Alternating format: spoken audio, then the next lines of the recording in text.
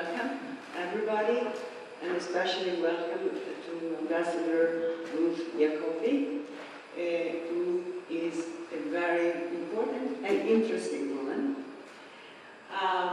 She has been ambassador to Germany and to the UN.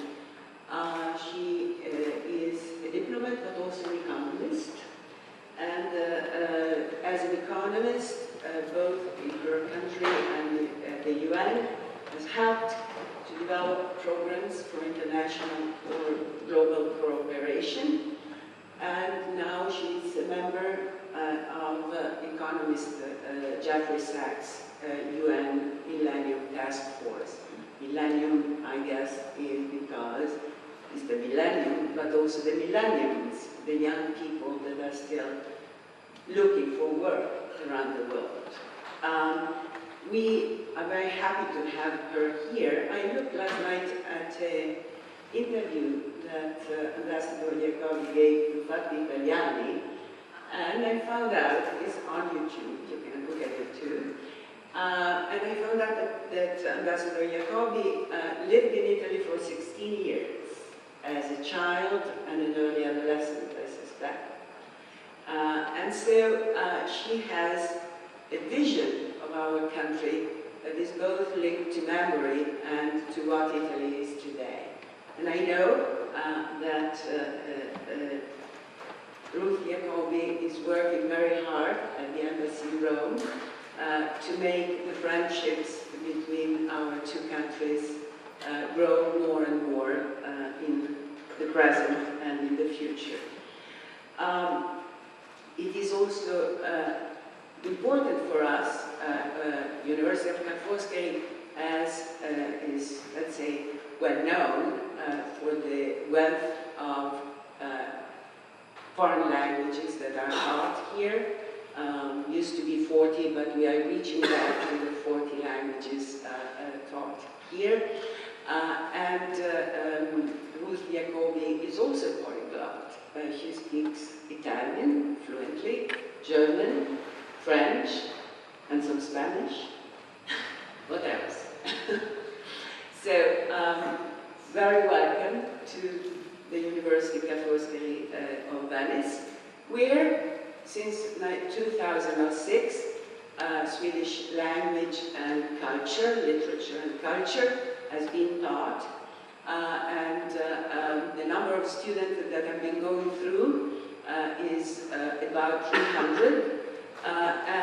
We are very proud to say that these students started out on a voluntary basis, and they really loved following this language and culture.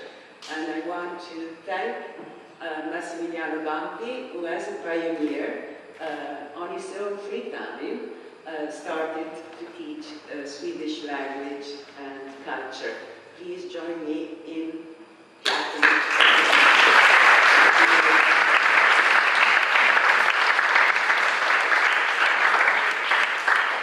The university at large has a good exchange, has good exchange programs with Sweden within the Erasmus programs, but also now we are working at joint doctoral degrees, and particularly one I want to point out with the Royal Institute of Technology that is based on common interests in the environment and climate change.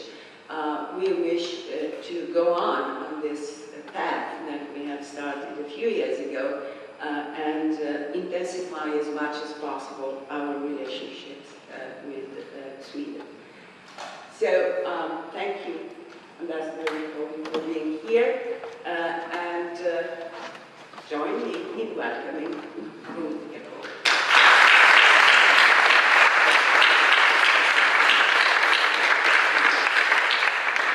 Welcome, Your Excellency, in the name of the Ca' Foscari School of International Relations. I thank you very much for being here and talking to us about knowledge and innovation in Sweden. And let me start with some reflections about these aspects. linked to knowledge and innovation. Over the first decade of the 20th century, Swedish public expenditure for education was around 7%, or slightly below 7% of the cross-national product, while that of Italy, just to compare another country, was of 4.5%. Over the same period, cross-domestic expenditure in research and development was in Sweden around 3.8% of GNP, whereas in Italy it was 1.1%. At the beginning of the period, Italian GNP per capita was not far from the Swedish one. But in the course of these last 10, 12 years, it sharply dropped below the Swedish level. Obviously, a 10 years period is not enough to establish a causal relation between the expenditure for knowledge and research on the one hand and GNP development on the other.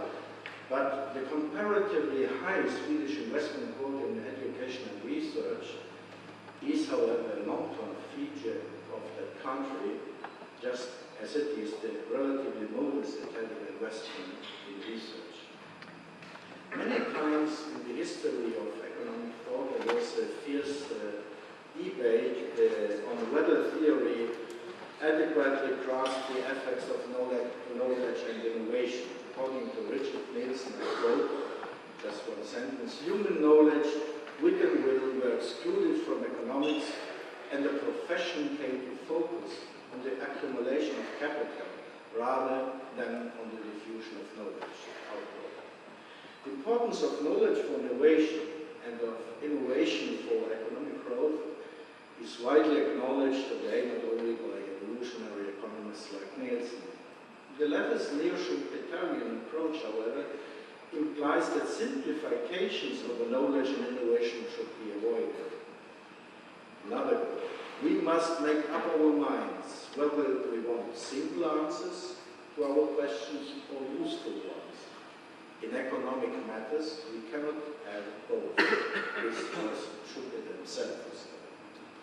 I guess that in line with this reasoning, we could look for a correlation between the Swedish per capita GNP development, long periods of course, and Swedish investment rates in education and research, and infer likelihood of causal nexus. But however likely we are aware that there is no absolute certainty. For example, this does mean that there might be some probability, but there is no absolute certainty, that if Italy raised its investment quota in education research to the Swedish levels and kept it constant over a period, let's say, of 50 years, per capita income would perform like the Swedish does. Seeing GDP development just as a function of education and research investment would probably be such a simple answer Schumpeter referred to. Instead, a useful one probably requires that we take into account many other aspects, looking at the way knowledge is produced and spread in society. So how, for example, school system is made, what are the orientations, the organization of school system. The way diffused knowledge can provide innovation. So the relation between the education side, labor market, firms, structures, research organization, and so on. And the way innovation does or does not create new wealth within the territory which finances the creation of knowledge. This is not a new problem. Since ever, human capital had the potential to be mobile, but of course, in the era of globalization, this is even more so. And finally, the way wealth by its side fuels or does not fuel further knowledge creation and innovation in that territory. All these are terribly contingent results of complex and unrepeatable conditions. If this is so, does this mean that knowledge and innovation must not cost much money, as we became accustomed to learn from our low-cost performance? Or just, of course, I would say it does not.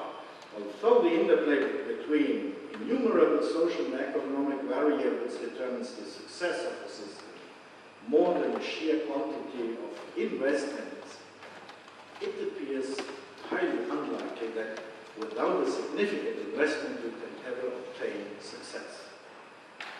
And thus the absence of an easily transferable model of action means that the Swedish experience lacks any worth for others? No, it does not, of course. It does not at all mean that others cannot learn from the Swedish way of doing.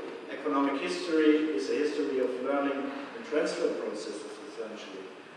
However, before you can learn for your own benefit and adjust the other's way of doing for your own conditions, you must try to understand probably that other way in a possibly careful way, a manner. What I know about the Swedish education innovation system, I guess, is that what most of you know, but most of you more or less commonplaces and oversimplifications. Today, in this day devoted to research, we have the opportunity to learn more than commonplaces about the ways an important and successful country like Sweden is doing.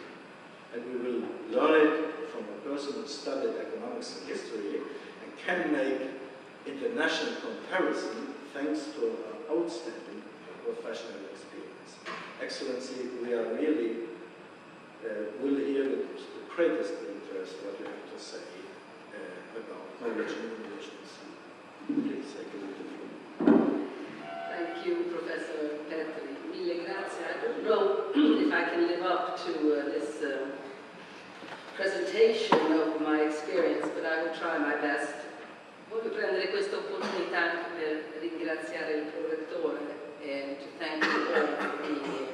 Thank you, Professor Plumby, for actually inviting me already half a year ago to come to Venice and to the Institute here of International Studies.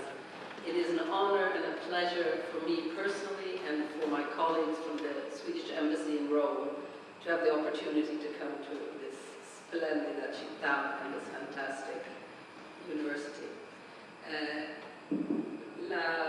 Il prorettore ha detto che infatti ho vissuto in Italia da bambina e che parlo l'italiano, but I do not dare make a lecture in university, a place of learning, in a language which I don't really perfectly speak. I mean, Speak beautifully. no, but it sounds better than it is. So with your patience, I will speak in English. Yes, I am an economic historian and an economist, but I don't quite know whether I can live up to what Professor Petri said about my deep experience or knowledge of educational and research systems in various countries. But I will start a bit with history and tell you a bit about Sweden and how we our path to where we are today over the last 200 years. Because you must bear in mind that 2 centuries ago, Sweden was actually among the poorest nations in Europe.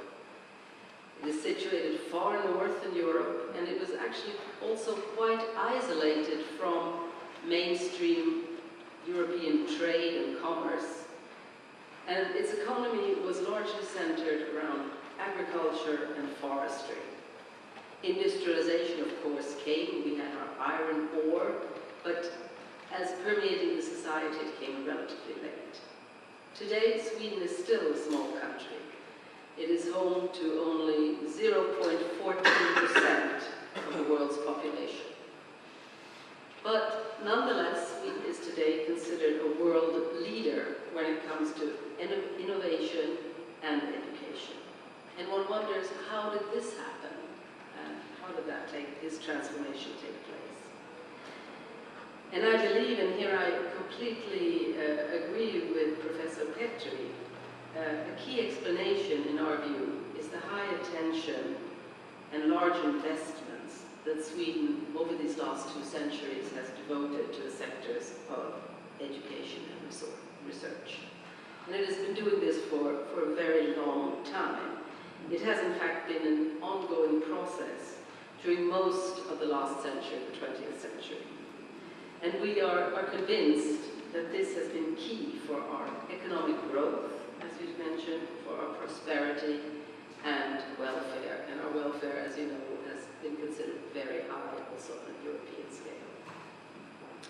And I'd like to outline a few of the principles and individual reforms that we've gone through, which I believe were instrumental for this process. Maybe the most important, I think, is the overarching principle that guided us, which has been to establish a system of education in Sweden which truly adheres to and reflects democratic values. Because we have a strong belief that each and every person should have the right to and the possibility to access and obtain good education. And this basic principle has led us to originally to create and then to continue building a system where all education, from elementary school to higher education, vocational training, including and also university studies and research, are basically tax financed and therefore free of charge for the student. It also means that all persons are seen as having to have equal opportunity to access education and the right to not be discriminated for any reason, be it race, religion, sexual orientation, age, or physical or mental disability. The obligatory public elementary school was introduced quite early in Sweden in 1842. And it was the first example of a system aimed at reaching every single child. And also today, 170 years later, public schooling remains fundamental in the Swedish education system. Of course, a lot of things have changed. We now have a wide variety of important private actors who complement and interact with the official public education sector. But one thing is important, that on the whole, even the private actors, the services provided by private actors in the education sector, both at university level and at school level, are publicly financed and therefore are not at a cost to the student. This strong and very broad tradition of education in the Swedish society formed, we believe, a very solid basis for the subsequent innovation phenomena which we are to speak about in the Swedish society as a whole. We call it lifelong learning, the principle of lifelong learning. Learning is for life. It is not something you do 6 years, 8 years, 12 years, but it is a way of life. It is a way of living your life to learn. So an ongoing process of learning from early childhood onwards throughout the rest of each person's life. And therefore we're convinced that learning can and should take place not only at school and at universities, but also in the workplace, in the free time, in voluntary study circles among citizens, and so on. Just to give you an idea of the magnitude of what I'm talking about, let me tell you that last year, nearly half the Swedish population participated in some form of education, be it formal or informal. We have about, at present, 50 Swedish universities, or 50 universities in Sweden, at which study about 350,000 students. This, of course, on top of and above elementary schools and high schools. We also, since the mid-60s, have quite a strong focus on public adult education. This focus on adult education initiated originally, as I said, in the mid-60s, because when we became aware that there was an increasing gap in the level of education between the older pre-war generation, many of whom only had 6 years of elementary schooling, and the many children born after the war, and who were educated in the 1950s and 60s, most of which, in fact almost all, finished high school. So there was a very, very clear educational gap between generations. And the introduction of public adult schooling, adult education, was meant to eliminate that gap. At the same time, the right was established for adults who did not have high school education to, in all situations, have the right to obtain leave of absence for studying without losing their jobs. That is the adult education and the public education. But in addition, we have a long, long tradition which is quite unique well, it exists in Northern Europe, particularly I think in Denmark as well, a long tradition of popular education and popular movements whose purpose was to encourage the population to study and to learn. This was very strong in the 19th century, Grundtvig in Denmark, but it existed also in Sweden, and a lot of popular movements devoted themselves to educational goals and encouraged the formation of study circles, voluntary study circles, study associations, library visits, as well as also so-called popular universities, who were open to everybody without any preconditions or pre-qualifications. So one can also go to one of these popular universities without having a formal high school diploma. There are over 100 popular universities in Sweden still working today. And the guiding principle for popular education is that it is free from official control, so it can be in various areas, music, arts, history, dance, whatever, and it is entirely voluntary. I'll also mention a couple of other factors which I think are interesting, and which I think have been important also to explain the sort of explosion of knowledge and education. For almost half a century now, Sweden has provided public financial assistance to all students. When I say all students, I mean all students without any discrimination as to their own families or their parents' economic situation. So even if the parents are well off, if their children enroll in university, they have the right to financial assistance. And that is quite unique for Sweden, and it's actually, I've lived it myself, it is very important, because basically it means that there is a equality in the standard of living of students. You don't really see or feel or live the difference between well-off students and poorer students. All have basically, as they all receive this public grant, or this public financial assistance, they basically all live on the same standard of living. So it's quite an equality, egalitarian driving factor. The financial assistance has increased over the years. It's not high. It is meant to cover the basic cost of living for the student during about 9 months of the year, which is the time of the 2 semesters. In the holiday, one is expected either to work or to go back to your family. The assistance consists in one part of a grant contribution. Originally, the grant part was very small. It has slowly increased a bit. But the other part is a loan on favorable terms.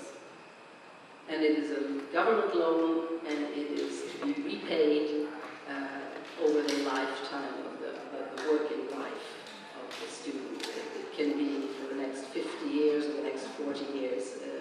So it's a long time commitment. We believe strongly that this system has been a precondition for the large participation in tertiary studies, which has been witnessed in Swedish society. In 2011, the financial assistance to students amounted to over 2 billion euros, and it was provided, including high school, which is a bit smaller assistance, to over 1 million students. And that is a substantial amount for our small country and our small economy. We do, however, believe that it is a very, very important investment for the future. for the future of our growth, the future of our economy, the future of innovation.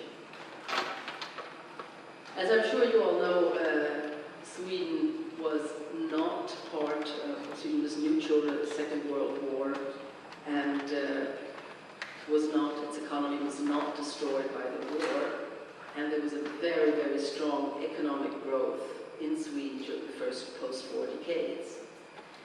And this also, of course, contributed to a demand for, a demand for study and study places. And it was soon discovered that our existing structures were too tight. And so a number of other reforms were undertaken to facilitate the growth of our educational institutions. One major reform took place in 1977.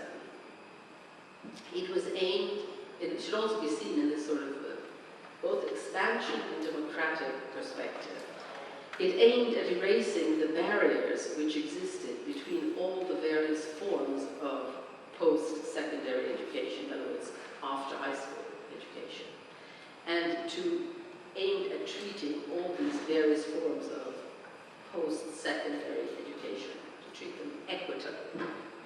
In other words, teachers' training colleges, in other words, the education of teachers, of artists, of nurses, sociologists, psychologists, physiotherapists, and you name it, what other kinds of post-secondary education there was. They all became part of our tertiary education system and were placed on an equal footing with universities, meaning also giving an equal right to obtain financial assistance, the grants, and in general be treated on an equitable basis with universities.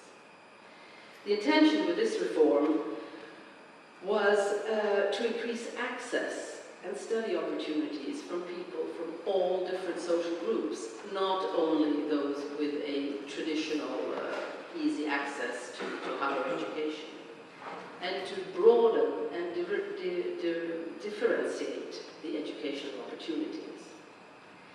And it was also based on the fact that a reflection of the growing recognition that a dynamic economy requires well-educated people in all parts of the labor market, in all parts of the labor force, not only in universities and traditional academic professions, but that the workforce at large necessitated a higher level of education, a tertiary education. And therefore, Sweden today is known for having a high level of education in its workforce, and Sweden's economy is based on this high level of knowledge in business and in society at large. And I think there's also agreement that this has, in fact, given an extra edge to our competitivity and is a basis for our successful, being a successful actor in the world market. About 18 years later, in 1993, there was another major reform which implied quite a substantial decentralization of the whole academic system, coupled to a higher degree of independence for each individual academic institution. This led to, I don't want to say proliferation of universities, but many new smaller universities were created in all parts of the country, aimed at further facilitating access to tertiary education for ever broader groups of young people, students.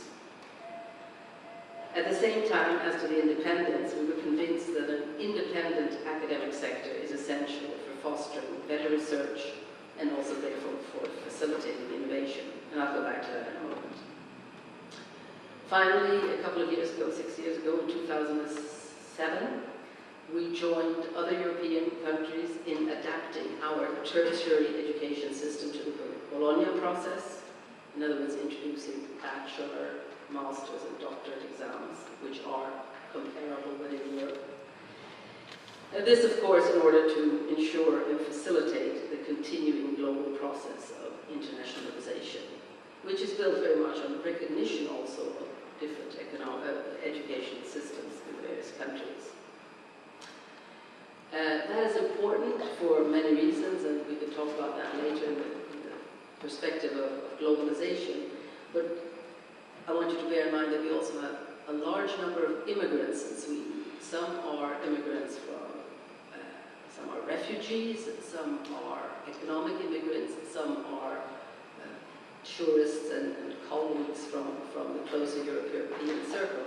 But they have in common that they do not speak Swedish. And all immigrants to Sweden have the right to study the Swedish language and also to receive subsistence funding for their life during these studies. And at present we have 100,000 people in Sweden studying the Swedish language.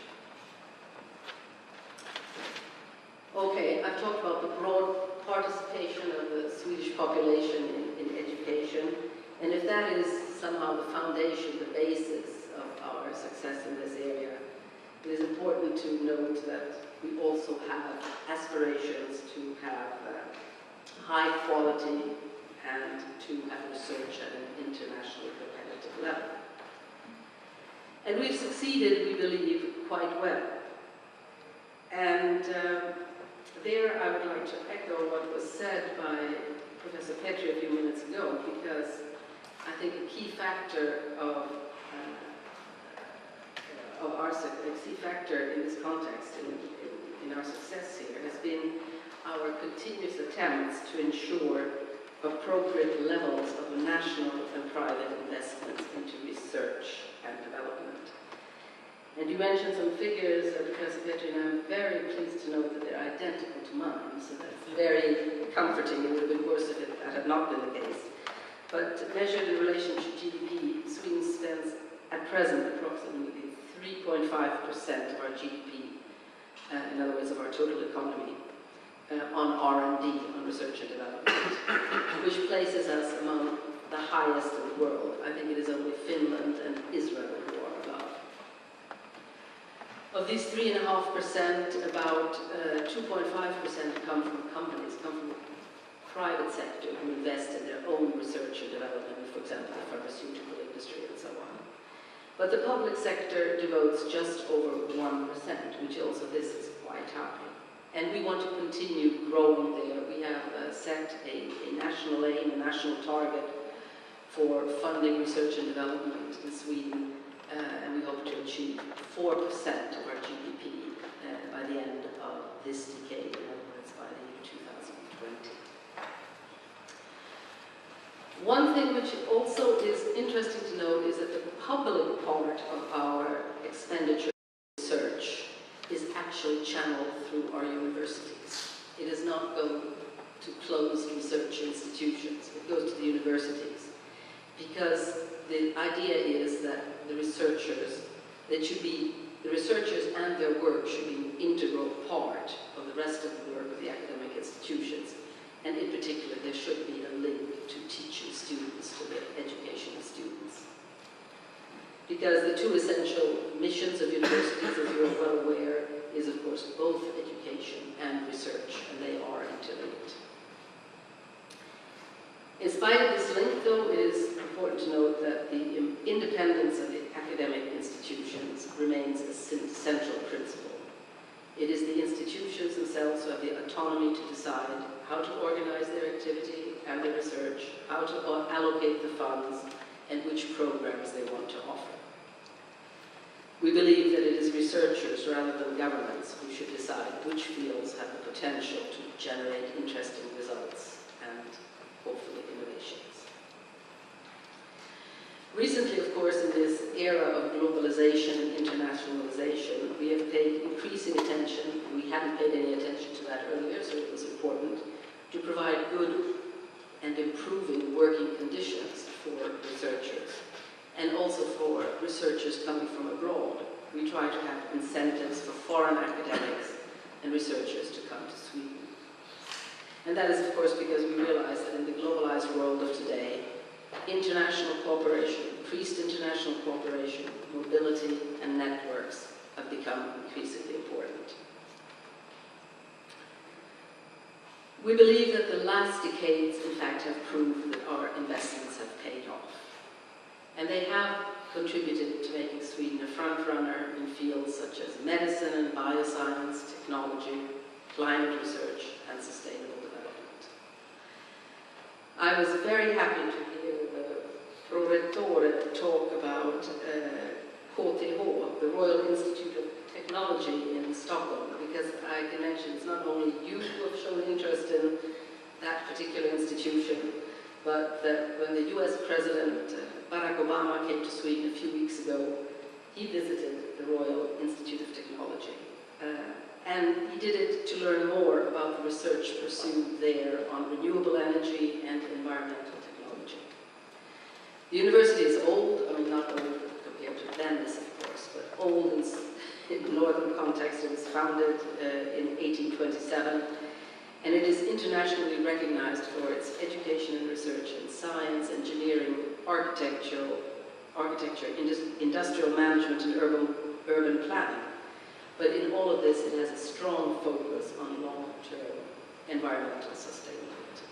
And that is which puts it a bit apart today and has contributed to its renown.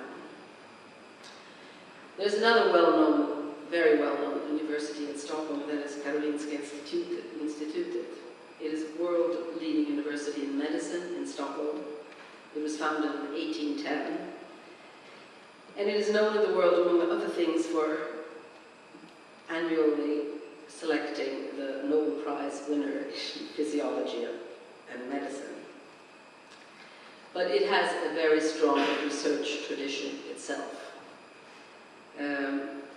particularly in biotechnology and pharmaceuticals, two areas which in fact have become key exports for Sweden.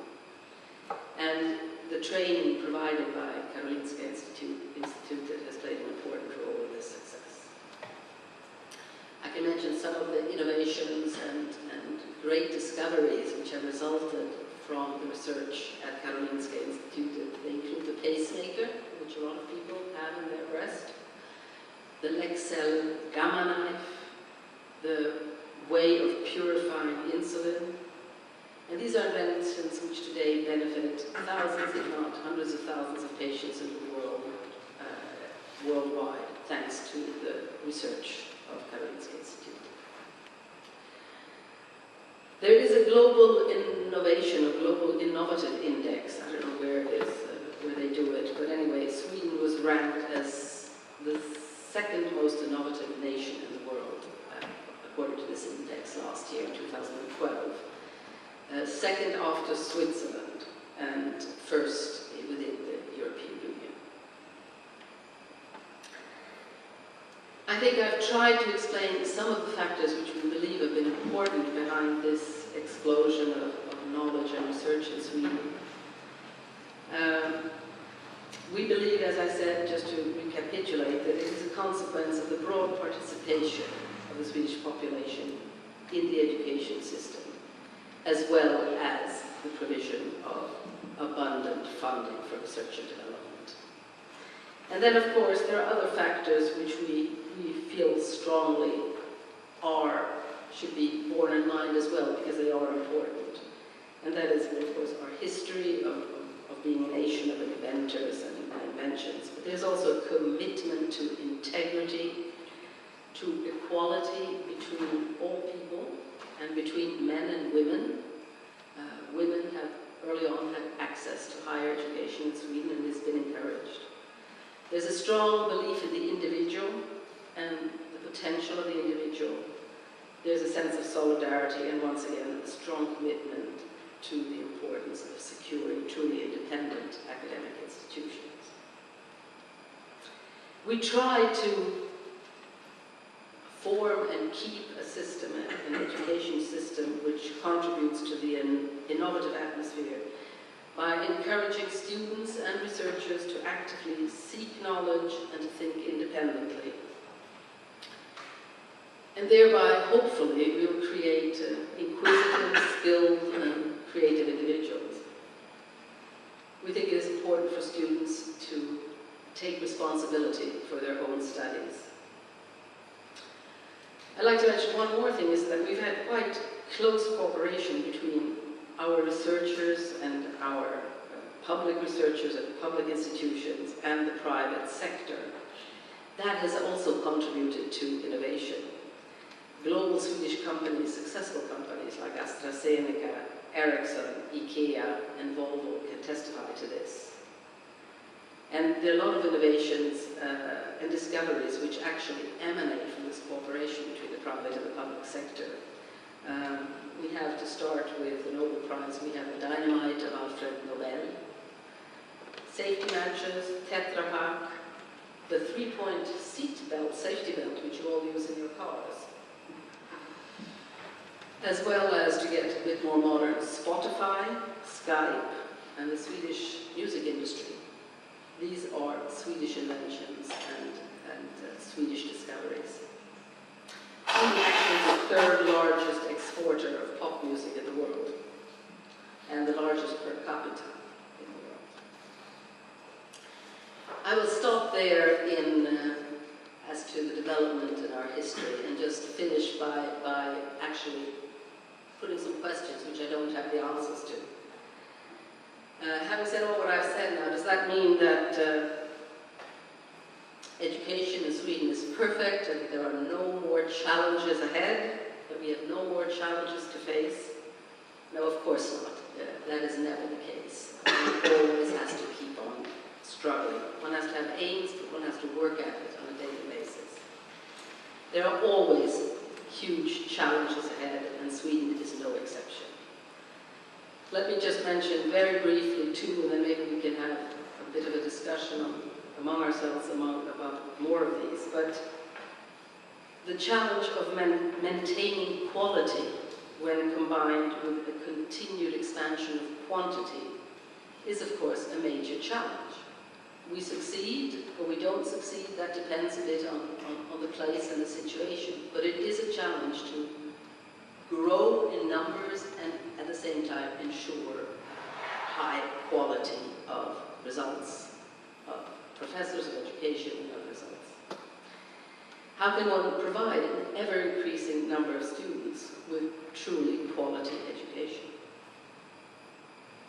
Another challenge which I think I touched upon a few minutes ago is the number and size of the universities after our big decentralization in the 1990s. Are small universities, are they capable of creating an academic atmosphere conducive to high quality research? Are they too small? Are they too narrow?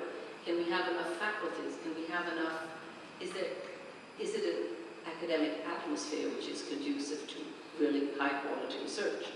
And I think it has been discovered in the last 5 or 6 years that in fact that is difficult. I mean, Uppsala and Lund and Stockholm and Gothenburg and Umeå are full-fledged universities with good staff, many students, and all faculties, and it can create a academic atmosphere conducive to deeper research. There are smaller universities who are struggling very hard to attract teachers, students, in numbers and in quality enough to be conducive for research. So that balance is also a continuous challenge which has to be faced. I could mention more, but I will, what I can say is that now we are entering an election year in Sweden. We will have elections in September of 2014.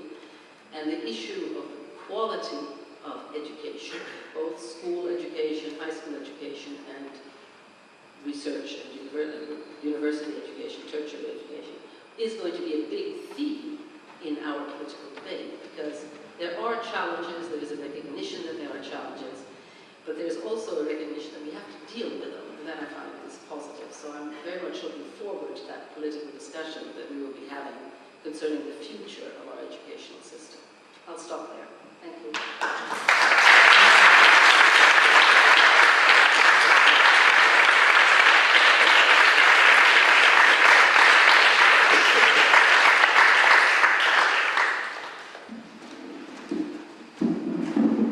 Thank you very much for this very detailed and thought-provoking lecture about Sweden, knowledge and innovation. Now we have time for some questions and remarks and for some discussion.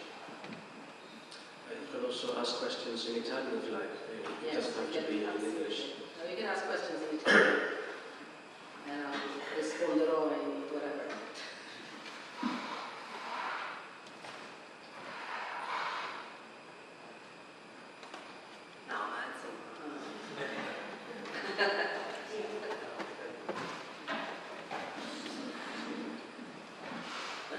Thank you, Your Excellency. Thank you, professors. I'd like to know if more emphasis is placed on the sciences rather than the arts And humanities. and humanities. Now that was a very, very good question, and to answer you truthfully, yes, there is more emphasis placed on science and innovation, and that is also an increasing cause for concern. Not only concern for those who are dedicated to humanities, but there's also beginning to be a recognition, can you really be a good scientist if you don't know anything about society and human nature and history and society? So that is also part of the discussion we are having at present in Sweden.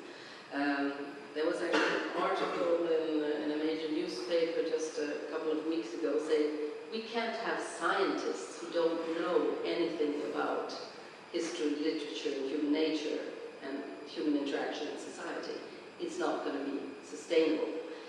So yes, there has been funding and increased focus on science and technology, in particular in the light of sustainability and so on, but there is increasingly a recognition that we, for God's sake, don't forget the humanities, because they are an essential part. But that is one, I should have mentioned, is one of the big challenges. It's one of the big points of discussion that we have to face. We can't just go down the technological, scientific route and forget that we are human beings.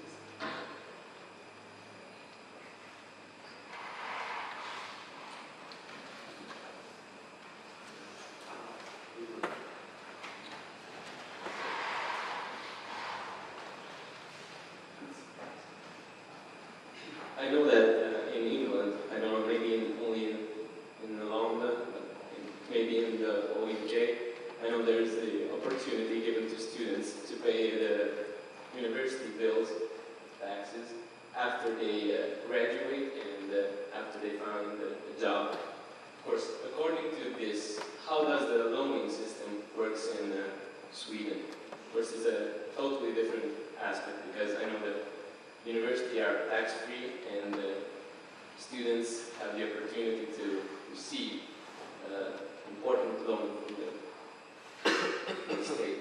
And how does this system works? Well, the education itself, in other words, the university, the institutions, are without fees. You do not have to pay to attend. But evidently, to live costs money. So the loan and the grant which one receives as a student is to cover your cost of living. So it is an individual loan given to the individual, which the individual has to pay back over 20, 30, 40 years in light of their possibility. In other words, if you are jobless and are receiving Social Security payments, you will not have to pay back your student loan. But hopefully most people will eventually have a job, and then they pay back a certain sum every year. But it's an individual loan, and it is not for studying, but it is for survival. I mean, it is to pay your rent and eat. And then, I mean, you pay it back to, there's a Swedish institution called Studiemedelsverket. Yeah, you pay maximum 4% of your salary. But they keep on changing that. But anyway, there is an institution in Östersund whose job it is to find everybody who has ever taken a loan and to try and get it back. I think we even at the embassy get requests from Studiemedelsverket. Wasn't there somebody who now seems to be in Italy who owes us money for their student loan? Because there are a lot of people who have taken loans and then they disappear to Australia or something, but then we found them and get back. First of all, I want to say that I'm a proud Swedish citizen. Ja. Och tack för att du kom, och det är verkligen bra att sitta här och prata med allihopa. I just said thank you for being here in Swedish. Anyway, I wanted to add something to your answer. Sweden even give loan to all those who want to study abroad. Yes. So, if you're a Swedish citizen or not, and you live in Sweden, I know that they help you, even though you want to go to a very prestigious and expensive university. They help us students to go ahead and study, and then, as you said, we have time to pay in 50 or whatever years, and that's a big, big plus for us citizens to have from Sweden. Yes, I should have, you're quite right, I should have said that. One can always get loans for study. I mean, for also getting tuition abroad, where there are universities which do require tuition, who have tuition fees.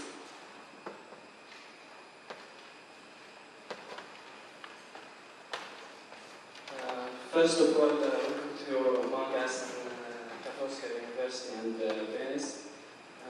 Then I have a short question about the scholarship programs in Sweden. Can you tell us more about the scholarship programs and the exchange programs? I'm not an expert on our scholarship programs. What we do have, I mean, tuition for students coming from the European Union is on the same basis as for Swedish students. In other words, we do not discriminate in any way as to education for students from the European Union. So that means that you can come and study in Sweden without paying tuition. You do not have to pay to attend university. But you, of course, must live and eat. And I don't know exactly what the possibilities are of getting a Swedish government loan there. I don't think you can. You have to be resident in Sweden to have that. But you can, of course, get other European funds for studying abroad, like Erasmus and whatever they're called. There are some new ones also now on vocational training. So there are European funds which can be applied for to cover your cost of living while studying in Sweden. But you will never have to pay tuition if you are a European Union citizen. I'm speaking under the control of Ylva, is that correct? Yeah. And what about the non-European student? The non-European students, now that's a different story. It used to be the same, but we discovered that in fact became very, very expensive for us because there were a lot of students coming from Asia, Latin America and Africa who were coming to our universities and because they were free of charge. And we started having education in English to be able to respond to the requests from all the students. But it became untenable, so now it is the free tuition. It is about 3 years ago, I think. The free tuition is reserved, 2 years, yeah, reserved for students from the European Union. Other students will have to pay tuition, which is comparable to the tuition in most other European countries. It's not as high as in the United States, but it's probably comparable to the UK or something. Covering basically the cost of a study place. Because the costs of the study place are paid by the Swedish taxpayer. I mean, it is we who sit here, who with our relatively high taxes pay the infrastructure cost of higher education, the buildings, the teachers, and so on, and it becomes untenable if it is too many who come and use it compared to those who pay their taxes.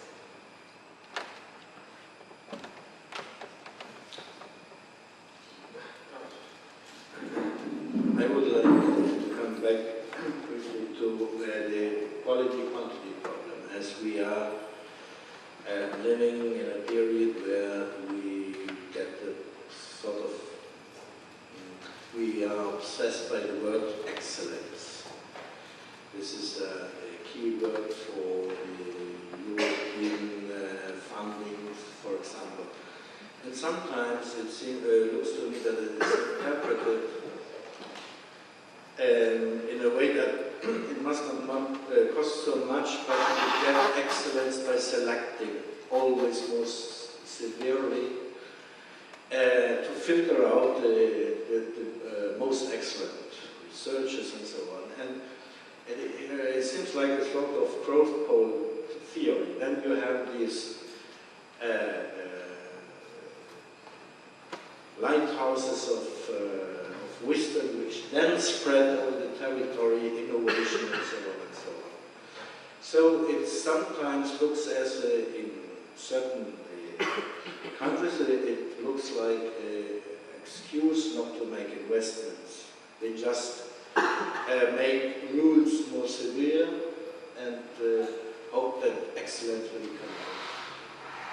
For example, the German case, I think it's much celebrated now, but I think there's a huge problem created by the reforms by Schröder, Hartz IV and so on, because some say around 1/3 of population is really now in social isolation. And being there already from before a highly selective school system, it means that the children of these people from the start, their brain will never be explored what potential it might have, because they are in a social context. They will only go to certain schools. Of course, as people on the average, there may be exceptions. This is really a great problem. So I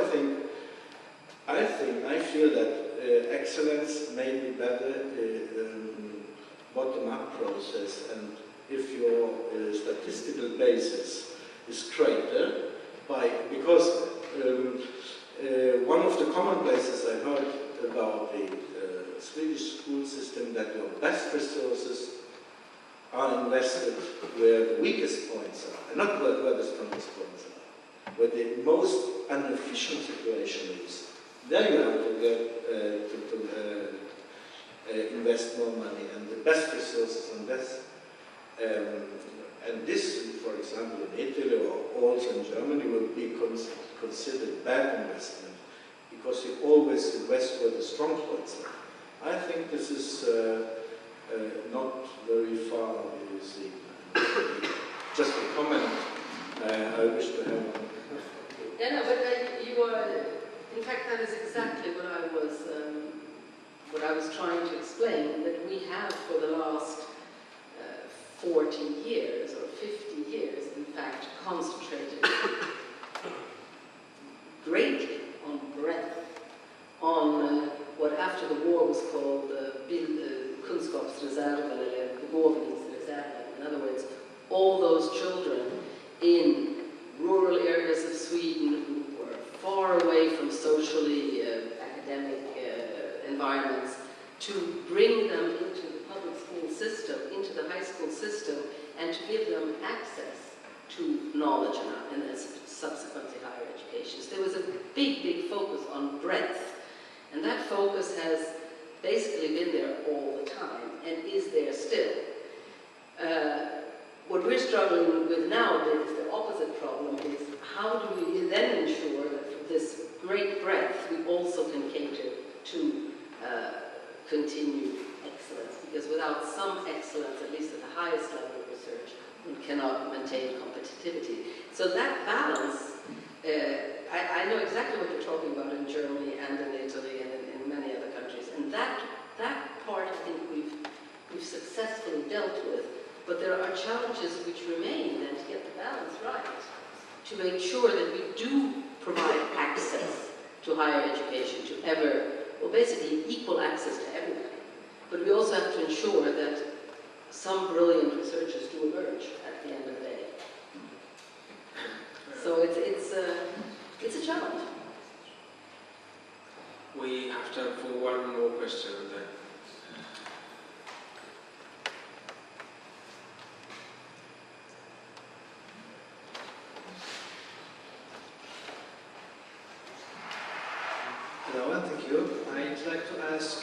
how does the public versus private education work in Sweden? Is the government working so that public education does not fall behind in a way private education? Is private education not free?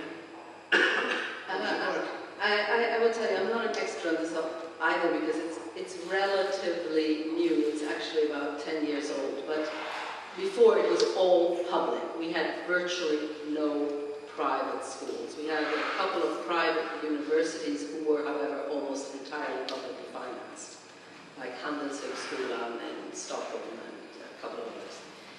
Now we have also non-state schools, non-public schools, but they are also publicly financed, meaning that the service deliverers, the owners, the employers of individual teachers may be a private entity, but the funding is received from the government or the commune or the state, which means that the student does not pay tuition. A student can go to a private school free of charge if it chooses to go to a private school, because the private school will get paid by the government for that particular. If a study place costs €1,000, the school, the €1,000 follows the child or the student.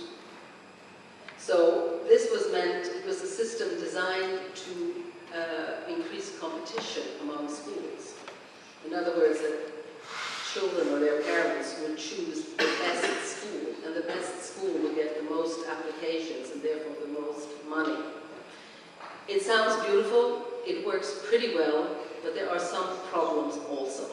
And the problems are that, of course, the private school does ultimately, at some point, have profit as a goal, even if it is publicly financed. And then you get the ideological question, is it just to have people earning money on private schools when this should be tax financed? So you get moral and ideological problems, you can also get problems of efficiency. These are one of the things we're struggling with at the moment. How can you ensure competition in the school sector and in the health sector, by the way? When you have private service delivery, even if it is publicly financed. So these are a struggle. We don't have all the answers. This was an experiment. It started, as I say, about 10 years ago. It's been quite successful.